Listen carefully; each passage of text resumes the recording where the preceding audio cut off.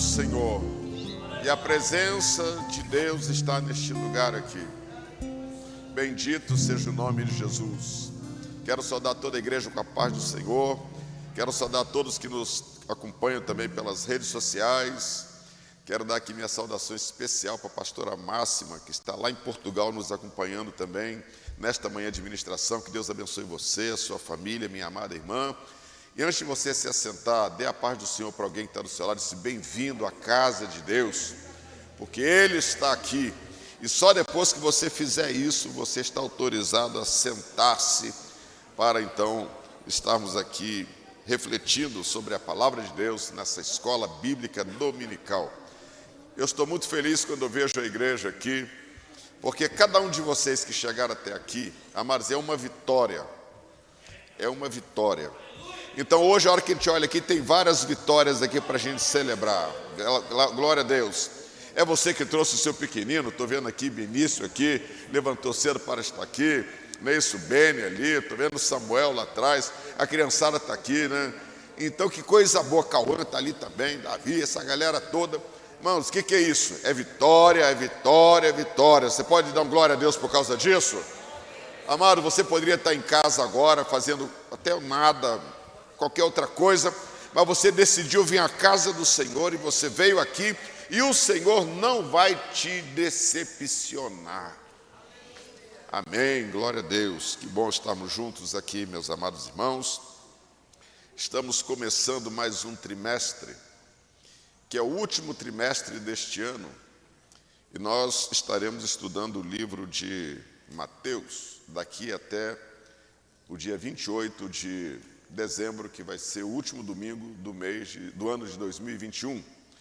E eu quero convidar toda a igreja a caminharmos nessa jornada, né, do livro de Mateus nesse trimestre, fora a sua leitura bíblica, mas eu quero chamar você para fazermos essa caminhada juntos sobre este livro, que é um dos livros muito importantes da Bíblia Sagrada, e nós estaremos durante esse período caminhando nas páginas deste evangelho que escreveu Mateus. Você gosta de ler a Bíblia? Você tem hábito de ler a Bíblia? Você viu como é que diminuiu o amém aqui? Uma coisa é gostar, a outra coisa é ter o hábito. E, na realidade, para você desenvolver o hábito da leitura bíblica, tem uma coisa chamada disciplina. A palavra disciplina, ela está dentro da mente. É quando você se submete a um determinado conceito ou uma determinada atividade e aquilo passa a ser regular na sua vida. Então, por exemplo, você é disciplinado a levantar cedo para poder ir para o seu trabalho. Então você vê que mesmo você cansado, mesmo você desanimado, naquele horário você levanta. É ou não é? É verdade ou não é? A criança aprende a ir para a escola. Se você deixar as crianças, ela vai ficar dormindo, muitas delas. Mas você vai lá, tira a criança de manhã, ela levanta: mãe, eu não quero levantar. Você levanta, que está na hora de ir para a escola. Mãe, eu estou com sono. Não é assim que acontece com os pequenininhos? E a gente vai lá, tira. Nós estamos ensinando o quê? Disciplina. Porque um dia ele vai ter que fazer isso sem a mamãe. Então dentro dele tem que estar essa capacidade de submeter-se a uma realidade, que no caso é horário, são responsabilidades, e ele tem que fazer isso por si só. Então isso chama-se disciplina. Mas isso é desenvolvido. Se você não desenvolver, você não tem. Disciplina para tudo, até quando você vai ver televisão. Você vai lá para ver para uma coisa específica. Se você não tem disciplina, você fica aquele troço ligado lá, passa um monte de coisa, não chega a lugar nenhum. A mesma coisa é quando você vai ler um livro. Você vai ler um livro, né? Se você não tiver disciplina, você lê 2 páginas e depois larga o livro para lá. Se você não tiver disciplina, a mesma coisa em relação à Bíblia. Você começa a ler: hoje eu estou cansado. Então, mesmo quando você está cansado, leia menos, mas submeta o teu corpo, a tua mente, àquele processo. E aqui uma hora que vai acontecer, você vai fazer isso naturalmente. E você não consegue depois viver sem aquilo para o qual, né, você está disciplinado. Vou dar um exemplo aqui, né? Hoje, na minha idade também, é necessário fazer exercícios físicos. Então o que acontece? Se eu não me submeter a uma regularidade, eu não vou fazer. Então, por exemplo, a Delma entrou no esquema, né? Então, chega no dia certo, ela tem que estar lá, chovendo ou fazendo sol. Isso chama-se disciplina, né? Na nossa idade, a gente tem que mudar a alimentação. Se a gente não for disciplinado, você também não muda. Você quer comer todo dia a feijoada, não é isso? Quer comer 3 pães com 8 ovos de manhã no café, não é assim, Ricardo? Né? É menos, né? Menos ovo, né? Então, 5 ovos com 3 pães, né?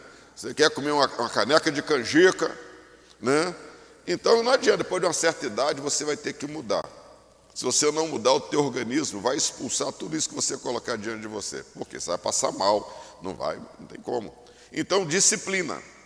Disciplina é algo que tem que estar conosco, gente. Tem que fazer parte da minha vida. Se você não for disciplinado, você não toma banho todo dia, você não escova os dentes, você não cumpre horário, você não cumpre o compromisso. Então, disciplina faz parte da nossa vida. Como nós estamos numa escola bíblica dominical, aqui é uma escola, é lugar da gente aprender. Todos nós temos um lado disciplinado e temos um lado indisciplinado. O que eu tenho que saber agora, o que está do meu lado disciplinado, não é isso? E o que está do meu lado indisciplinado, que eu tenho que passar para o outro lado. Vocês estão entendendo? Então, se eu sou disciplinado para trabalhar, eu sou disciplinado para malhar, eu sou disciplinado para ver a novela. Novela? Aqui não tem esse negócio, né? Então, tá bom. Então, o que acontece?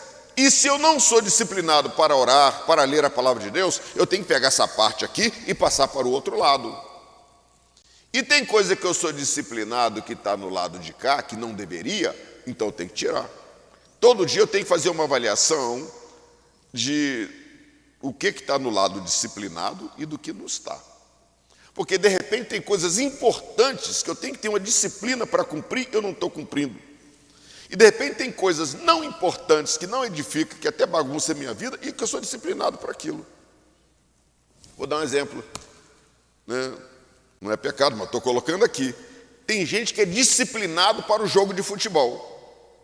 Sabe tudo do futebol, mas sabe tão pouco desse livro aqui. Entendeu? E é crente velho. Então você tem que passar esse negócio da Bíblia para cá, para o lado disciplinado, e pega o futebol e passa para o outro lado. Isso vale para tantas outras coisas. Vou dar um exemplo aqui, e que é uma coisa que eu acho que crente não deveria ver. Tem gente, crente, que é viciado em luta de boxe, UFC. Você parece que está vendo o tempo dos romanos, que tinha aquela arena que colocava os cristãos lá para poder morrer. Ou então, colocava os gladiadores para lutar até matar.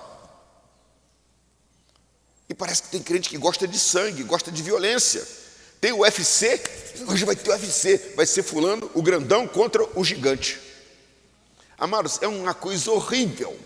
Mas tem gente que é disciplinada, sabe todos os caras, o nome dos caras, o Brutus, o Brutossauro, o Gigantão, né, o Saradão, todo mundo assim, vai lá ver os caras um dando soco no outro, né? Então, mas está na disciplina. Mas quando fala disso aqui, não está. Então, estou só passando essa palavra aqui, como pastor da igreja, que nós temos que ser disciplinados para as coisas que edificam, que nos desenvolvem como ser humano, né? E temos que deixar algumas coisas que nós somos disciplinados e elas não estão nos edificando. Tudo bem até aí, pessoal? Bom, nós estamos reunidos aqui em classe, então estamos adultos. Vamos fazer uma chamada aqui. A classe das irmãs está presente? A classe dos irmãos, presente? Eita, a classe dos jovens. Opa, está lá. A classe dos adolescentes. Já desceram, já foram. Não é isso? A classe das crianças, eles saíram aqui pelo meio do corredor aqui, todo mundo levantando a mão assim, correndo e desceram correndo ali, a criançada. Então isso é muito bom, amados, estarmos juntos aqui. E você que está nos acompanhando pelas redes sociais, que tem condições, venha para a igreja que já está tudo funcionando aqui.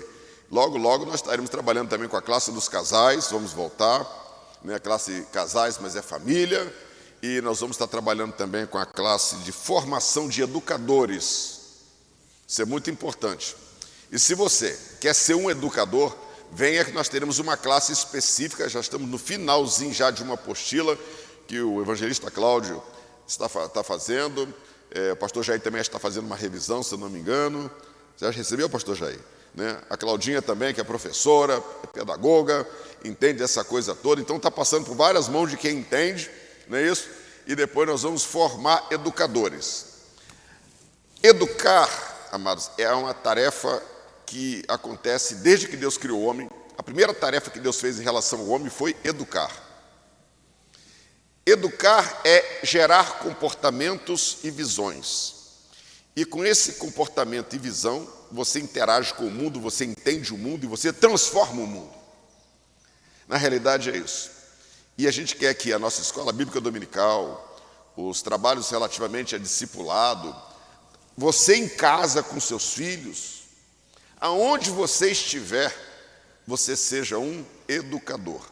Segundo, só que para isso tem que ter algumas formações, para que o nosso trabalho de educar, ele gere o propósito que nós queremos. Você quer ser um educador? Quem quer ser? Levanta a mão. Mesmo que você levantou sua mão, você é um educador.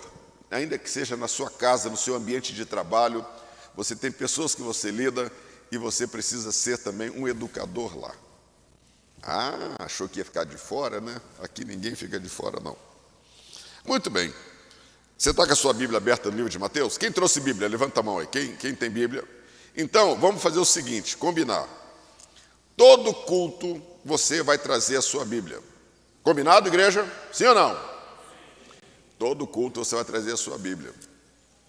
E não só trazer por trazer, mas na realidade você vai passar a usar mais. Essa aqui é uma Bíblia minha que já está acabando. Eu vou trazer aqui a minha Bíblia de 50 anos para você ver como é que ela fica depois de 50 anos sendo usada. A Delma olhou minha Bíblia, mas sua Bíblia está assim muito feia, tem que comprar uma nova. Eu comprei essa nova, ela já vai acabando também, porque a gente usa, né? E é mão para lá, mão para cá, e aí a Bíblia vai ficando velha, né? E eu gosto também de Bíblias velhas. Essa Bíblia aqui, eu gosto dela, que o meu olho vai ficando vendo menos, e aí tem que ter a letra grande, e a letra grande ajuda. E vou dizer para você, use Bíblia com letra grande para você que lê a Bíblia à noite. Você lê, fica mais fácil, fica mais confortável para os seus olhos.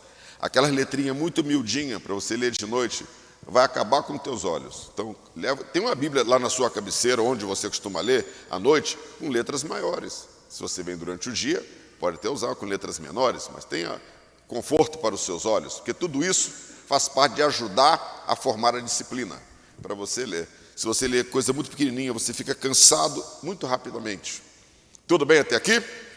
Escola dominical é assim, você aprende várias coisas. Bem, hoje nós vamos estar estudando, né, o início do livro de Mateus, cujo título é Genealogia e o Nascimento de Jesus. Mas eu queria fazer aqui algumas considerações sobre os evangelhos. Se você olhar, quantos evangelhos a Bíblia tem, pessoal? Quantos? Quais são?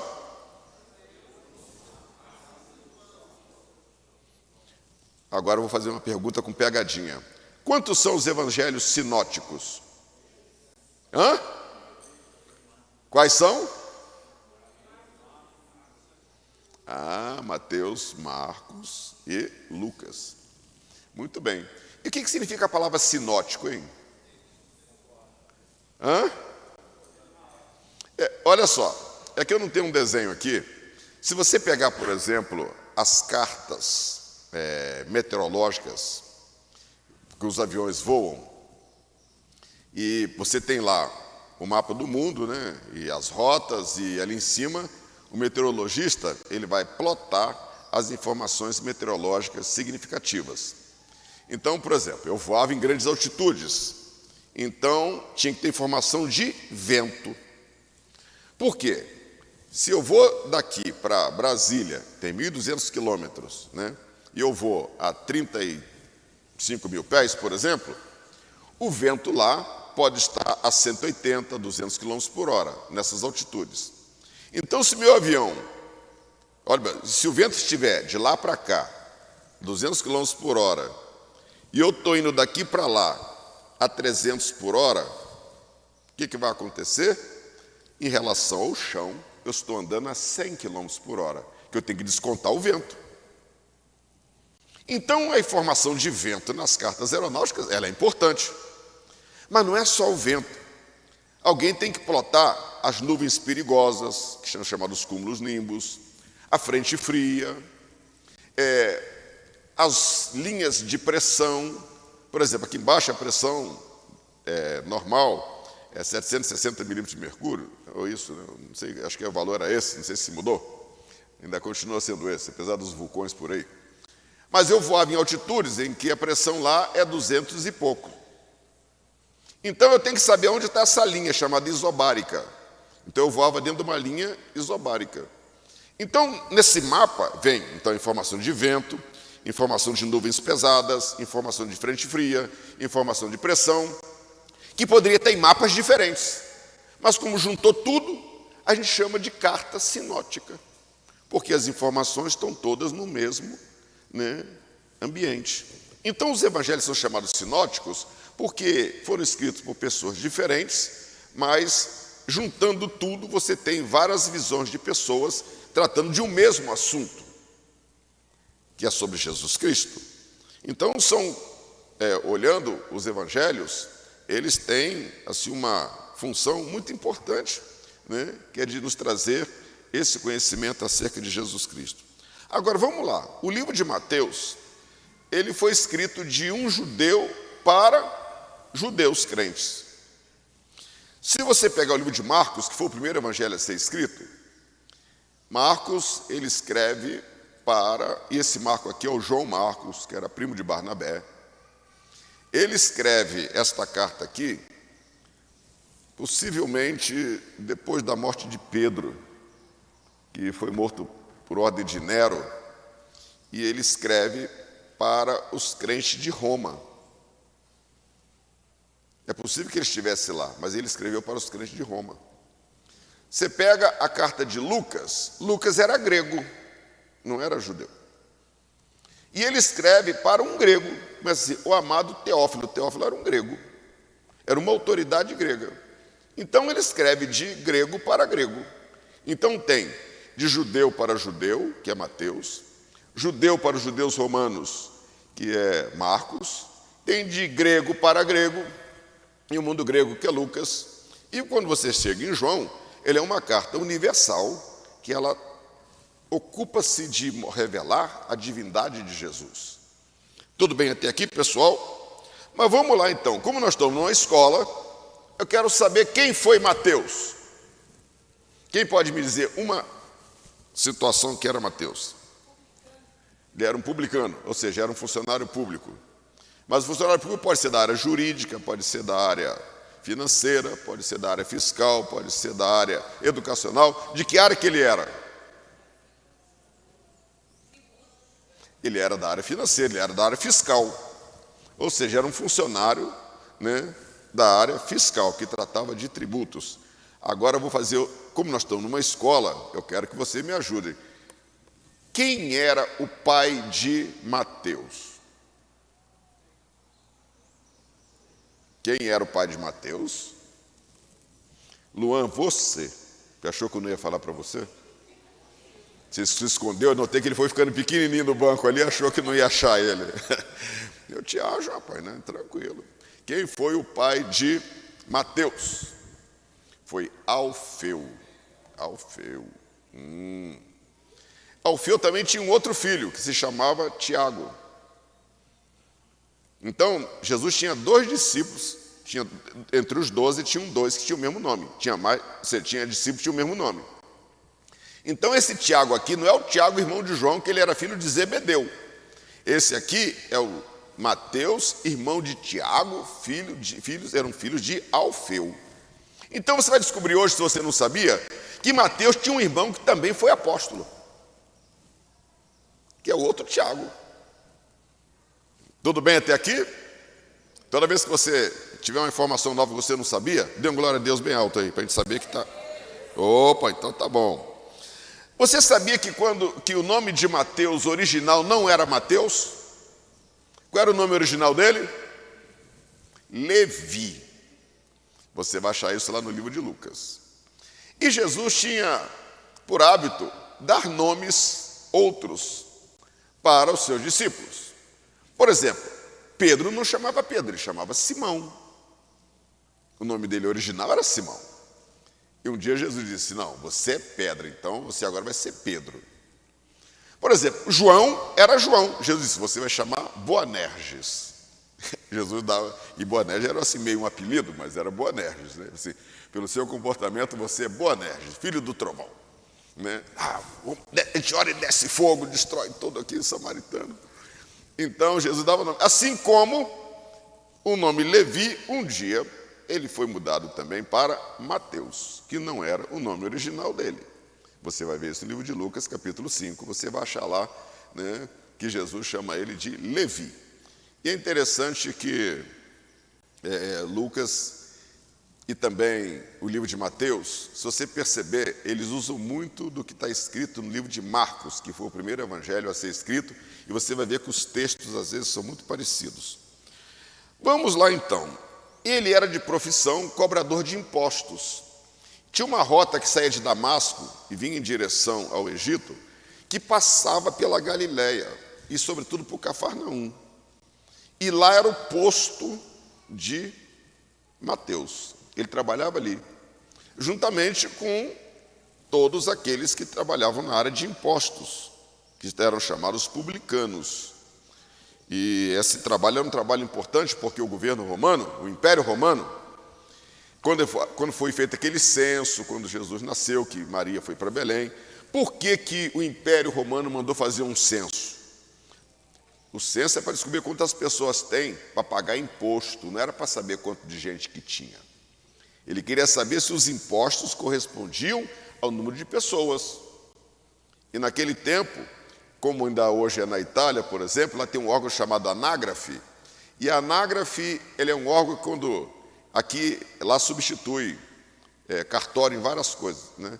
Então, quando você nasce, você vai na anágrafe e registra. Quando você chega na cidade que tem um endereço, você vai na anágrafe e registra. Quando casa, quando morre, é nesse local chamado anágrafe. E quando você muda de cidade, você tem que ir na anágrafe dizer que você mudou e tem que ir na outra cidade dizer que você chegou lá. Então lá eles sabem onde está todo mundo. Interessante isso, né? Então, por exemplo, aqui a prefeitura não sabe quantas pessoas morreram, quantas pessoas nasceram, quantos casaram, até para fins de planejamento. Lá na anágrafe o pessoal sabe. Aqui tem dado que está na prefeitura, tem dado que está no cartório, tem dado que está não sei aonde. Lá não, esses dados são concentrados no órgão público e que você não paga nada. Aí aqui você vai no cartório para registrar qualquer coisa, tem que pagar, não sei o que, certidão. Lá não, é tudo na anágrafe que você vai. Então veja só que, na realidade, quando faz aquele censo lá em Israel, era para descobrir quantas pessoas tinham por causa dos impostos. Então a função que recolhia dinheiro, as funções fiscais, elas eram muito importantes para o governo romano. E elas tornaram-se presentes dentro de Israel. E veja só que há de entender o ódio que tinham os judeus dos publicanos, da área fiscal. Porque eles recolhiam dinheiro para o governo romano. Então a miséria em Israel era grande. Grande parte da população vivia numa miséria muito grande. E tinham que pagar impostos para Roma. Para Roma ter a grandeza, construir Coliseu. E você vai lá até hoje, aquelas obras são enormes, que consumiam muito dinheiro. Então mantinham um império que dominava eles com os impostos. Então, quando alguém olhava para um publicano, dizia, você trabalha para o governo romano. E, além disso, eles tinham uma fama de serem corruptos. Uma parte para os romanos, outra parte para o humano, né? E era assim. Então, por causa disto, consequentemente, eles eram muito odiados, por dois motivos. Porque eles recolhiam impostos para os romanos e eles também tinham o hábito de ficar com uma parte para eles.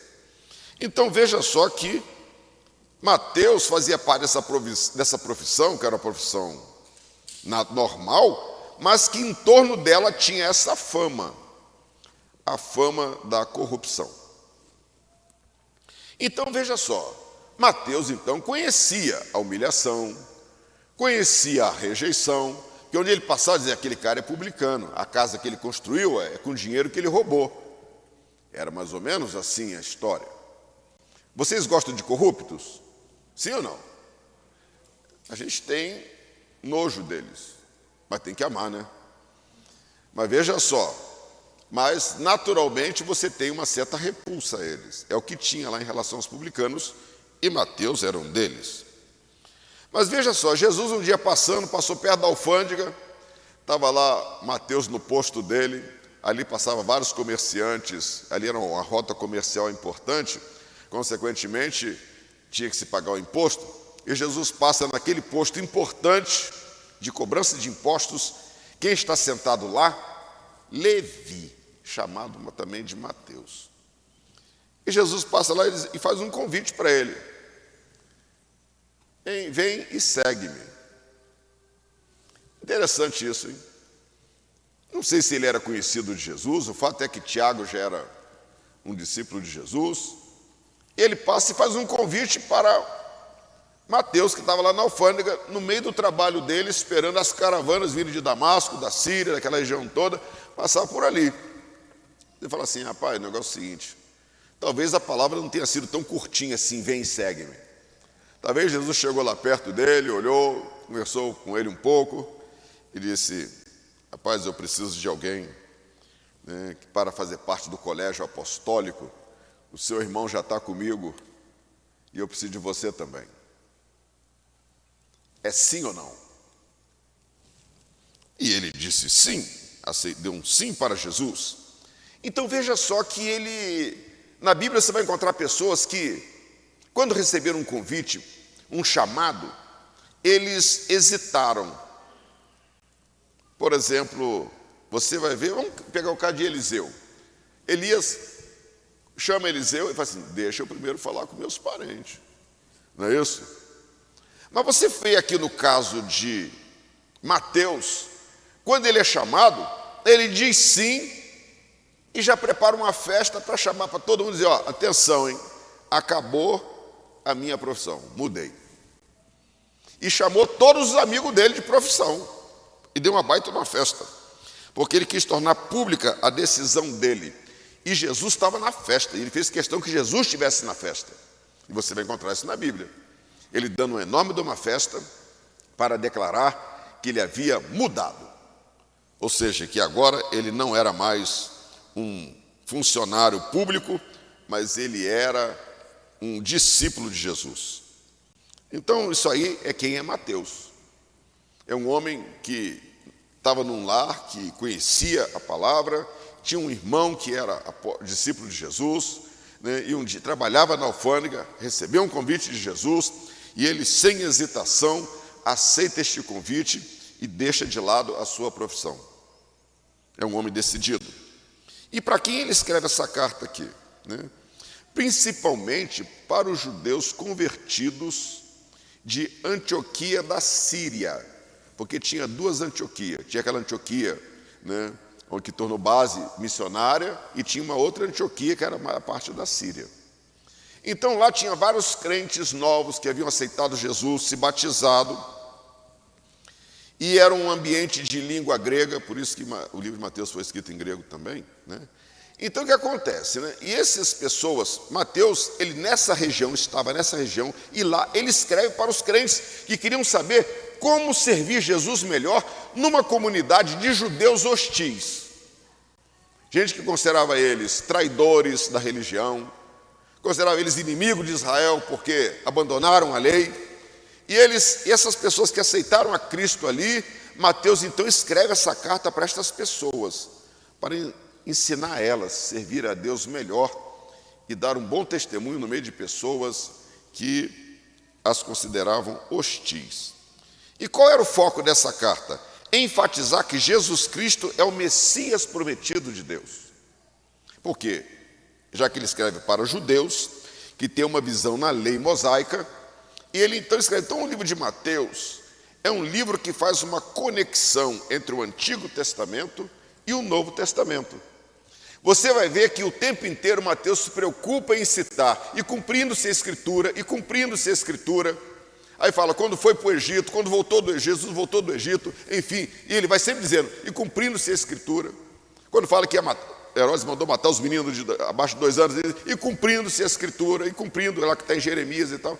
Então ele vai citando o tempo inteiro. Então ele faz uma conexão entre o Antigo Testamento e uma nova realidade que havia se iniciado com o nascimento de Jesus. Então, e a função dessa carta aqui, então, como já colocamos, era ajudar os crentes e enfatizando que Jesus Cristo é o Messias prometido. Quando essa carta foi escrita? Aproximadamente no ano 60. Olha, do ano 50 até mais ou menos o ano 80, né, eu coloco ali 80 e pouquinho, muitas cartas foram escritas. Aqui tem os evangelhos, as cartas de Paulo, está tudo aí dentro. E em torno do ano 60, 62, 67, por ali, muitas cartas foram escritas, inclusive os evangelhos também, né? E sobre o livro de Mateus, é a mais completa narrativa acerca de Jesus, que vai desde o seu nascimento, o seu ministério, a sua morte, a sua ressurreição, exortações, a volta de Jesus, sinal dos últimos tempos, julgamentos. É um livro que tem uma narrativa bem completa acerca do que está acontecendo, do que iria acontecer, de quem era Jesus. É um livro bastante completo. Dos evangelhos eu considero o mais completo de todos, né? Na visão de Mateus, que era esse coletor de impostos. Agora vamos lá.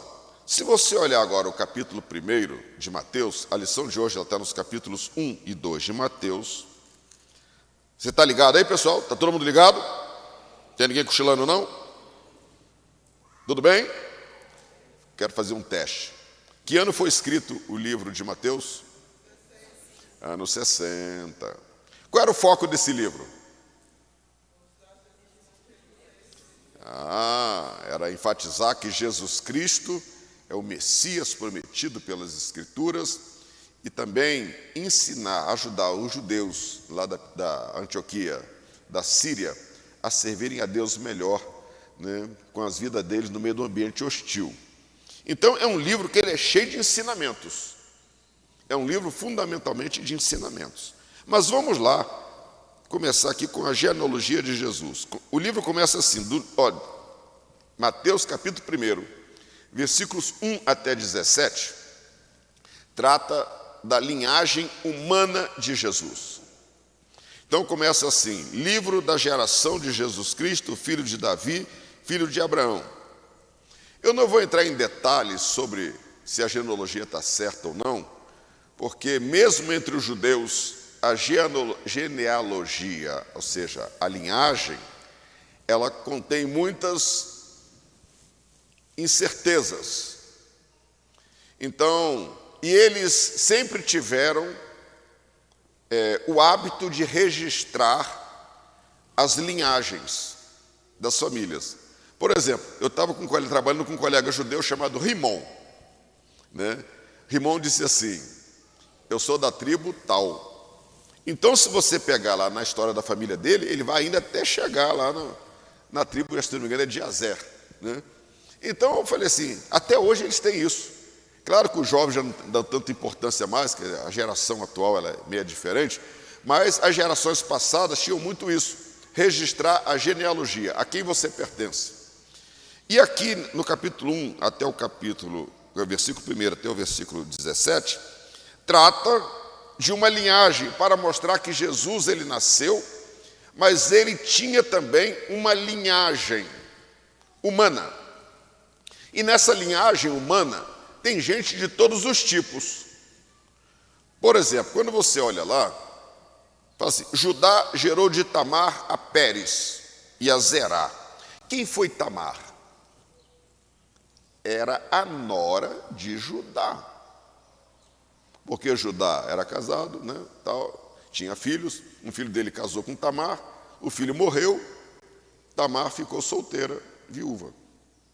E aí, né, ou seja, ele prometeu um filho dele para poder casar com ela, que não casou, e ela se vestiu como uma prostituta, e ele, vindo do trabalho, viu, gostou, foi lá, teve relações sexuais com Tamar, e dessa relação sexual nasceu Pérez e Zerá, que eram gêmeos.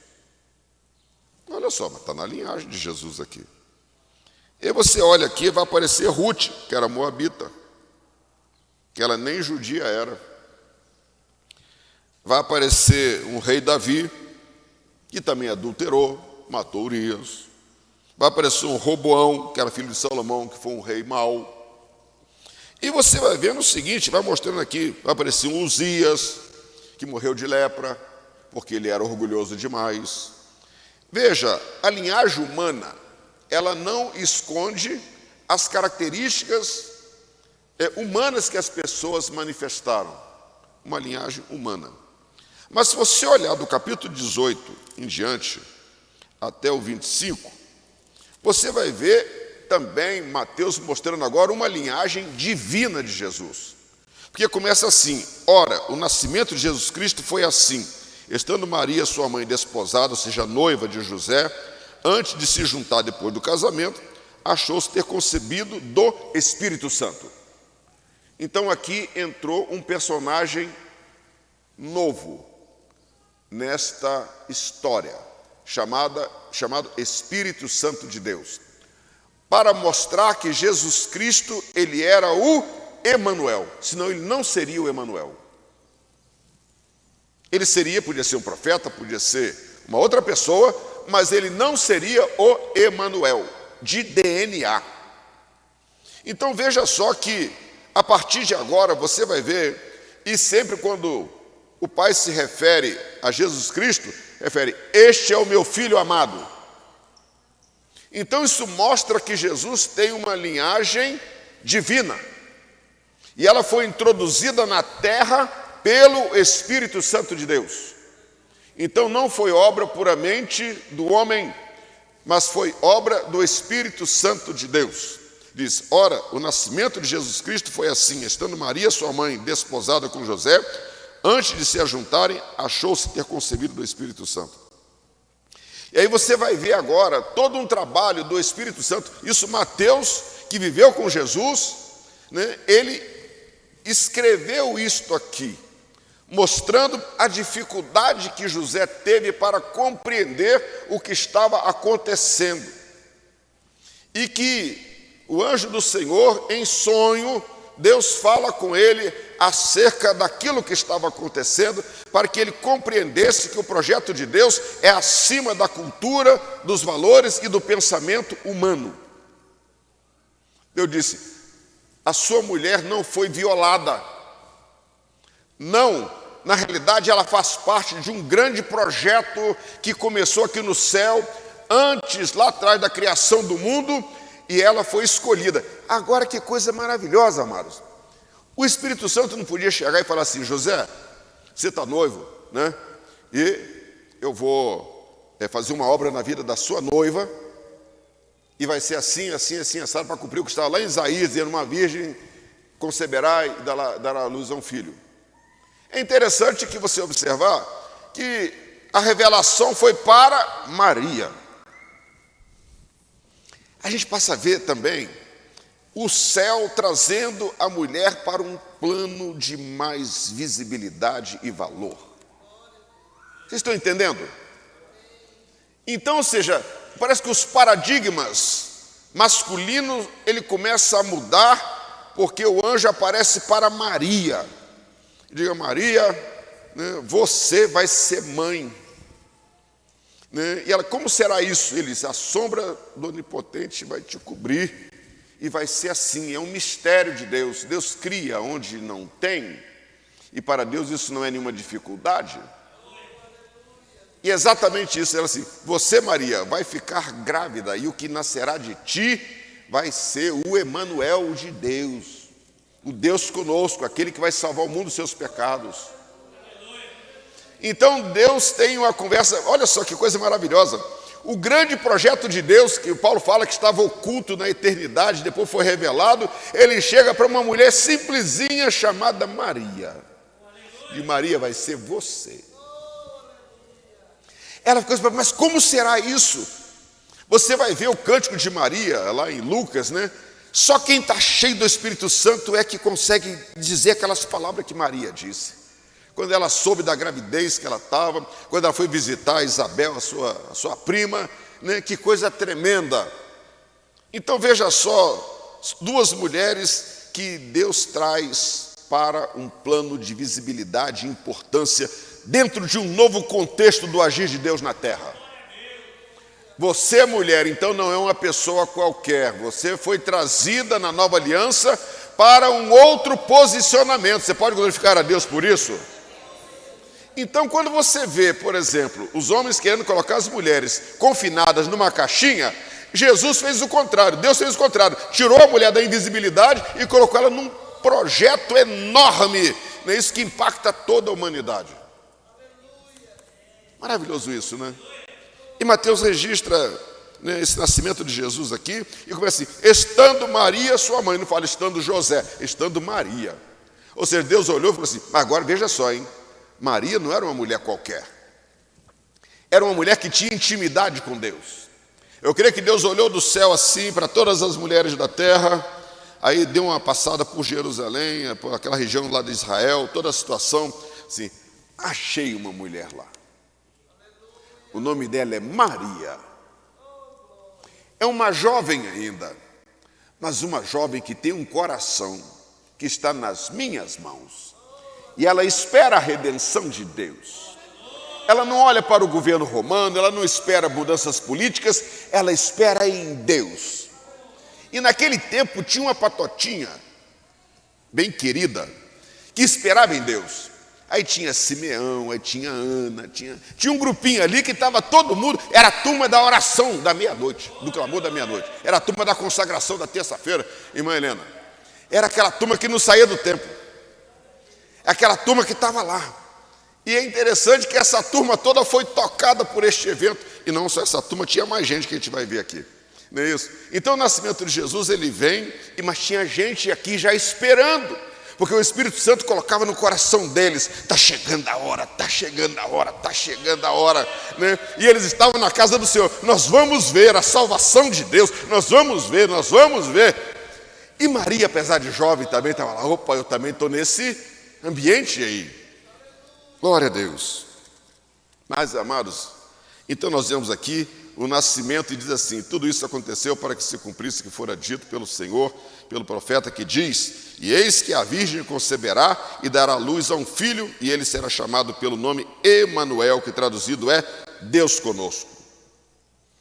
Veja só que Lucas, ele está sempre buscando no Antigo Testamento uma base profética para dizer, isso que está acontecendo não é o acaso, não é uma história nova, mas é aquilo que Deus havia já anunciado anteriormente. Maravilhoso isso, né? E José entendeu que era um projeto de Deus que estava em andamento e que a esposa dele foi uma mulher agraciada por Deus. Agora, veja só, eu estou entrando no capítulo 2, aqui a hora passa ligeirinho.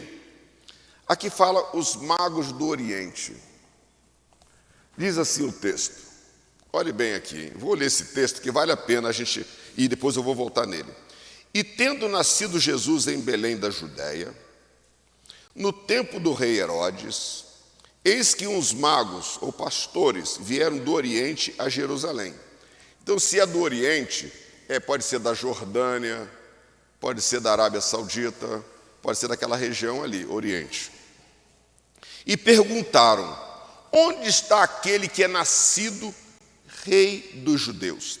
Então, veja só, eu falei que Jesus tem uma linhagem, Mateus escreveu uma linhagem humana, que vai de Mateus, capítulo 1, do 1 até o 17, ele mostra que Jesus tem uma linhagem divina, que é Mateus 1, do 18 até o 25, e agora nós estamos vendo Jesus sendo revelado como o Rei eterno, daqui para frente, e Mateus entendeu isso. Então, coloca assim, e perguntaram, onde está aquele que é nascido Rei dos judeus? Não perguntaram onde é nascido o menino, não, Rei dos judeus. Porque vimos a sua estrela no Oriente e vimos adorá-lo. Esse texto vai até o versículo 12. Vamos continuar lendo. E o rei Herodes, ouvindo isto, perturbou-se E toda Jerusalém ficou confusa com essa ideia, com essa notícia. E congregados todas as autoridades dos sacerdotais e os escribas, e perguntou Herodes onde havia de nascer o Cristo. E eles lhe disseram, em Belém da Judéia, porque assim está escrito, mais uma vez, assim está escrito, e tu, Belém, terra de Judá, de modo nenhum és a menor entre as capitais de Judá, porque de ti sairá o guia que há de apacentar o meu povo Israel. Então Herodes, chamando secretamente os magos, inquiriu exatamente deles acerca do tempo em que a estrela lhe aparecera. E enviando-os a Belém, disse, ide e perguntai diligentemente pelo menino, e quando o achardes, participai a mim, para que também eu vá e o adore. Herodes falando de adoração.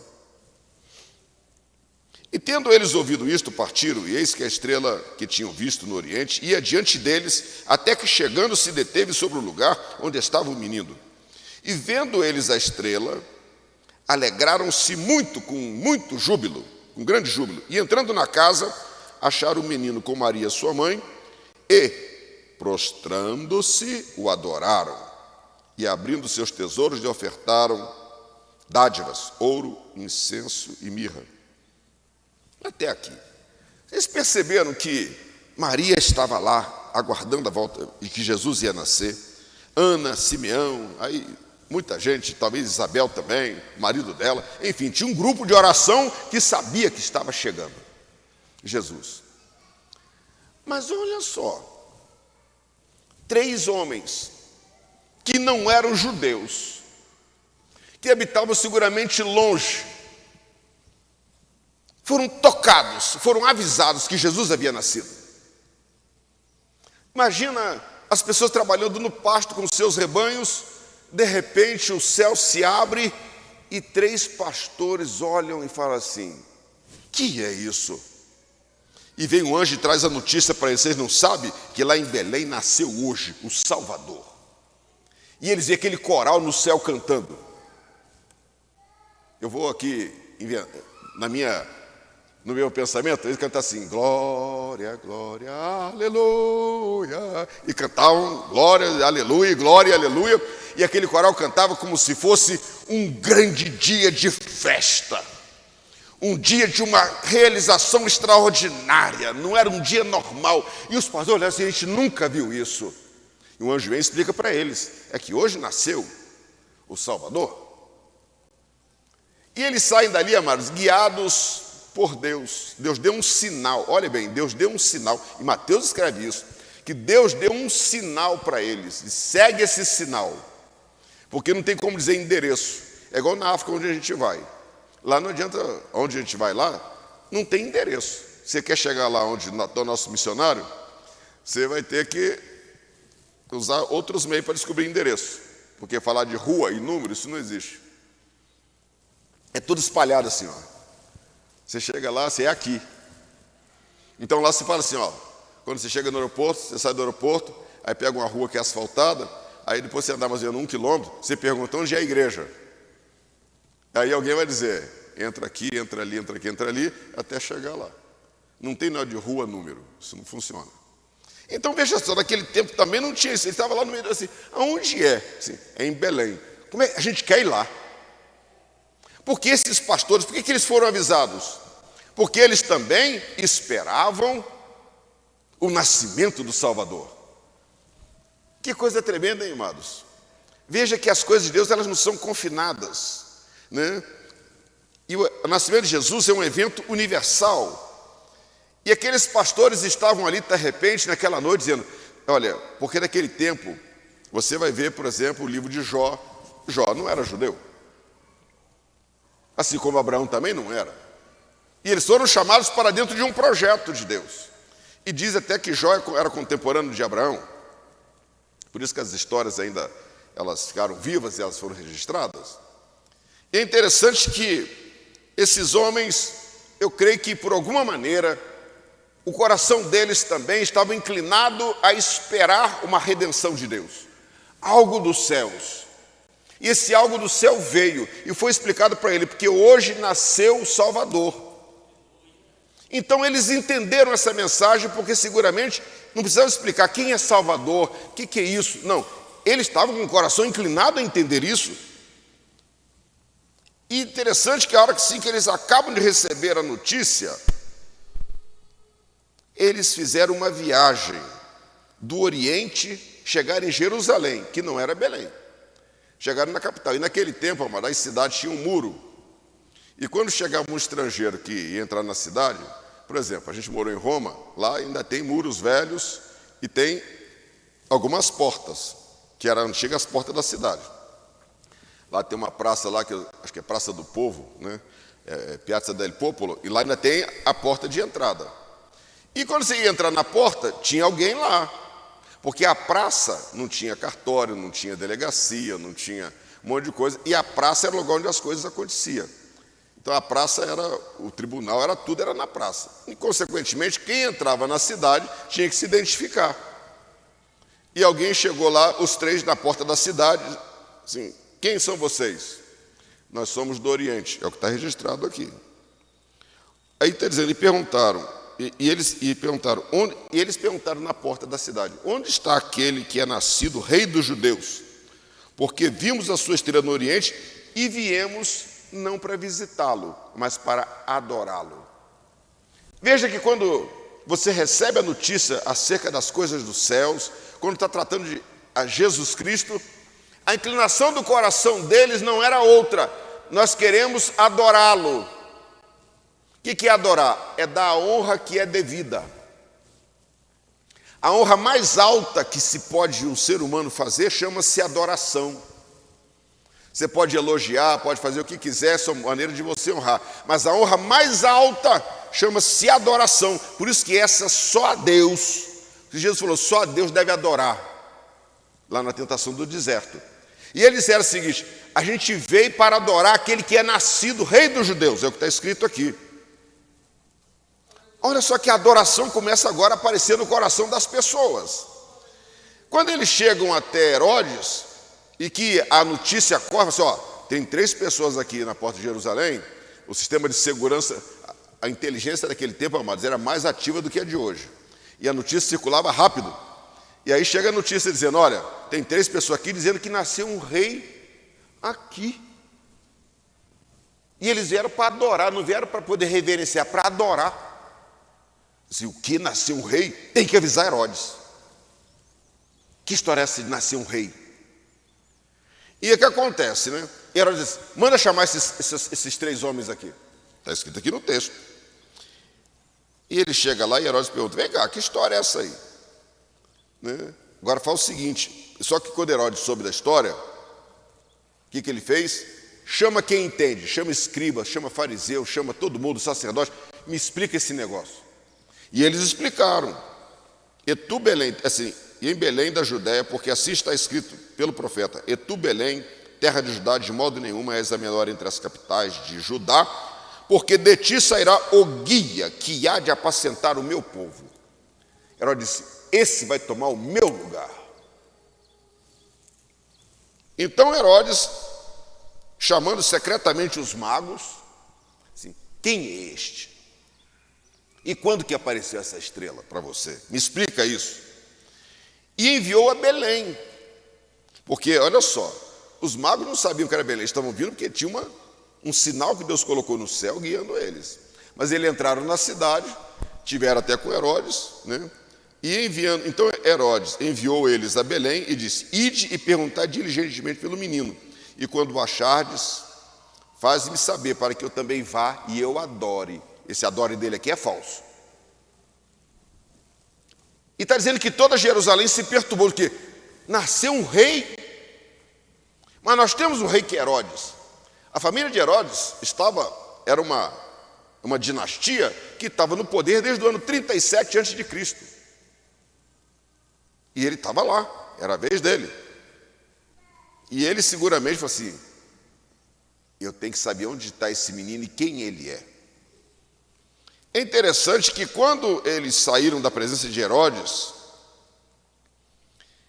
e eles continuaram caminhando, o sinal de Deus aparece de novo. porque não era Jerusalém, e vai guiando eles até Belém. E eles andando em Belém, olhando aquele sinal no céu. Imagina os três ali olhando, de repente, aquele sinal, aqui diz a estrela, para sobre uma casa. É como, irmã Neuza, se ele estivesse andando aqui, aí parasse naquela casa ali da irmã Helena, parou um sinal em cima da casa, é aqui. Assim, é aqui, olharam, é aqui, é aqui. E quando entraram lá, está dizendo, e entrando na casa, acharam o menino com Maria, sua mãe. Qual foi a primeira coisa? Não foi bom dia, como é que você vai, quem sou eu? Está dizendo, e prostraram-se e adoraram o menino. Então a primeira coisa quando eles entraram, que eles bateram o olho, que viram, diz, é ele. O Espírito Santo disse, é este. E eles não tiveram outra ação senão se ajoelharem, colocar os seus rostos no chão e dizer, nós te adoramos porque tu és filho de Deus. Maria falou assim, quem são esses três? José falou assim, não sei. Mas como é que vocês chegaram até aqui? Ah, você não sabe. Nós fomos avisados em grande estilo.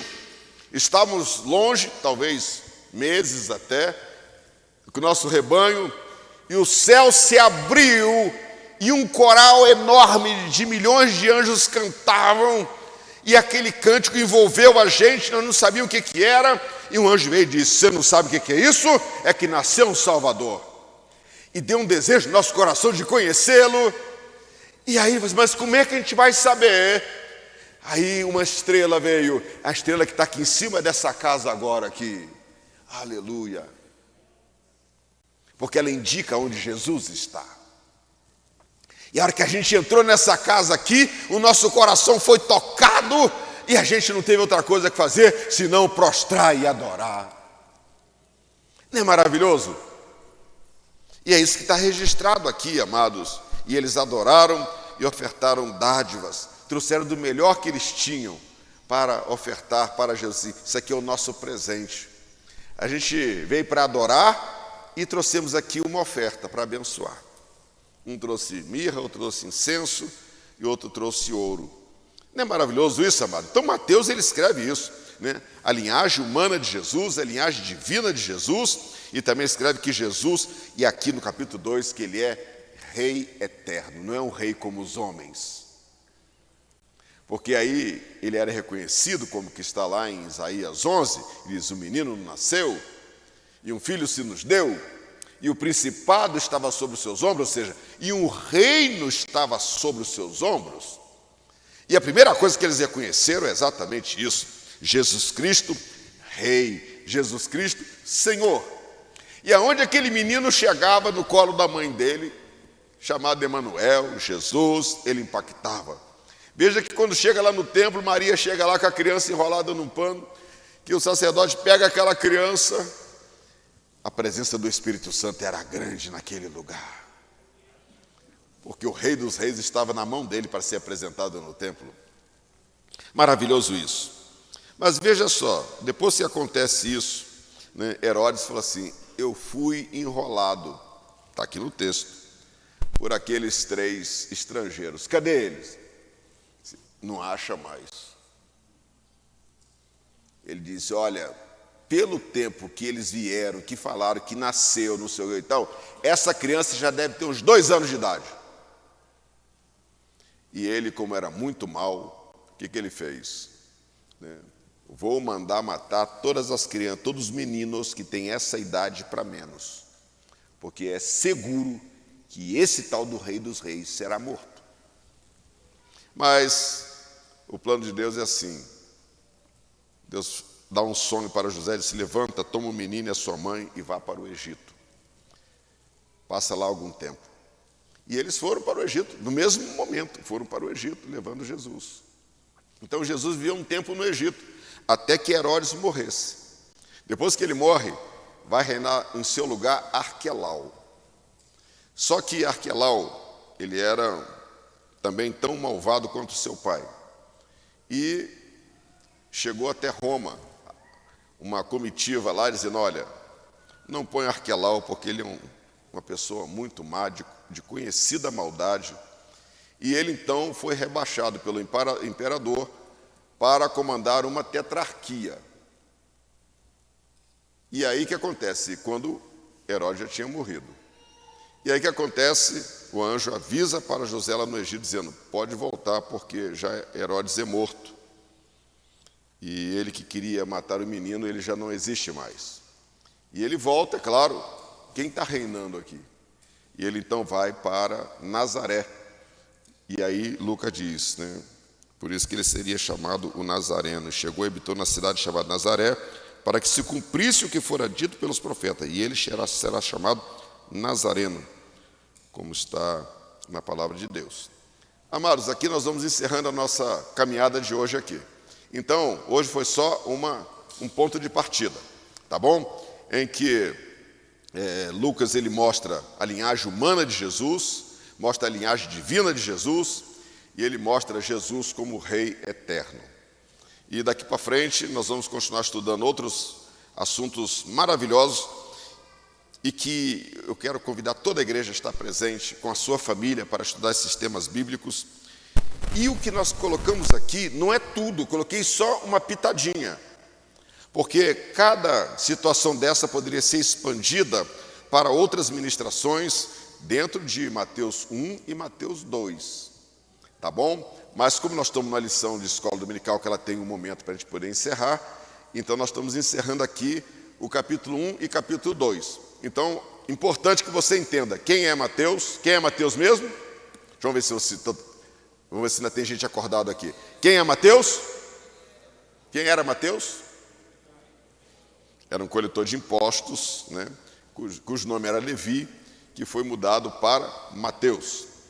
Ele foi chamado por Jesus para ser discípulo e ele aceitou, decisivo, deu uma grande festa, né? E na festa teve algumas críticas, e Jesus disse, olha, eu não vim para os sãos, mas para os doentes. E é exatamente isso. Quem era o irmão de Mateus? Tiago. Quem era o pai dele? Alfeu, exatamente isso, coisa boa, amados. Que ano foi escrito o livro de Mateus? Para quem foi escrito? Para judeus que estavam na Antioquia da Síria.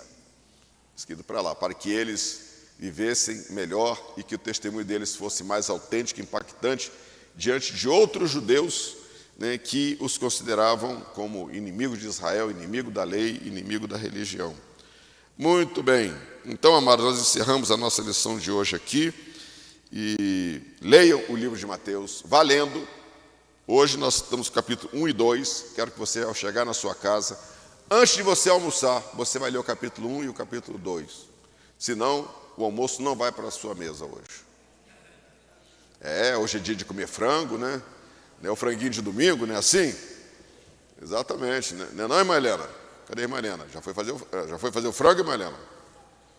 É o franguinho de domingo, não é isso? O macarrãozinho, né? A saladinha de alface, não é isso?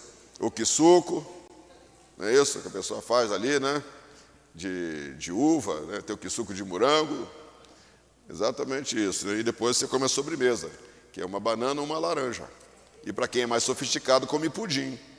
Não é assim? Come pudim, come bolo com recheio de doce de leite. Né? Me convida, irmão, que eu vou abençoar você lá. Que Deus abençoe toda a igreja. Receba essa palavra no seu coração. Estamos começando o estudo de um livro em que foi registrado para crentes que precisavam ser edificados em meio a grandes dificuldades. Esse livro ele serve para hoje também, porque estamos em meio a grandes dificuldades. E quando você revisita livros como este, você se edifica, você se fortalece, porque esse livro de Mateus não foi escrito num momento tranquilo. 10 anos depois, Jerusalém estava toda sendo destruída, e essa destruição as revoltas começam já nos anos 60 para frente, mas ficou registrada essa pérola para nos abençoar. E quando fizeram o cânon, ou seja, a montagem do Novo Testamento, esse livro foi considerado de altíssima importância para começar o Novo Testamento. E olha que não foi o primeiro livro escrito, o primeiro foi o de Marcos, dos Evangelhos. Mas ele começou. pela riqueza de informações que ele contém e pela conexão que ele faz com o Antigo Testamento, com o novo tempo que havia chegado. Portanto, vamos ler, porque esse livro tem muito a ver conosco, nesse tempo presente. Não é isso? Como aquele povo ansiava Jesus, né, que viesse como Salvador, nós somos a geração que espera a volta de Jesus também. Você espera a volta de Jesus? Eu espero. Minha casa não é aqui, amados. Eu quero morar no céu. Inclusive, lá tem um guarda-roupa, que a minha roupa já está pronta lá. A sua também está? Sob medida. E vou dizer uma coisa a mais. As mulheres gostam de usar joia, né? Pulseira, colar, né? Brinco, e assim na cabeça também põe um negócio assim dourado, uma tiara, né? Que chama, né? É isso daí. Lá no céu, amado, vai ter joia para todo mundo. Os homens e as mulheres terão joias lá no céu. Viu, Adamo? Não vai ser aquele anelzinho pequenininho, não. Vai ser uma coroa. Então vai ter a roupa. Irmã Badia, nós vamos vestir as roupas de justiça. São as vestes de linho branco que só tem no céu. Na terra não tem um linho que se compara. Aí vem um cinturão de ouro que nós vamos usar aqui, que é o cinturão de justiça. Não é isso? E Jesus fala assim: tem uma coroa para você.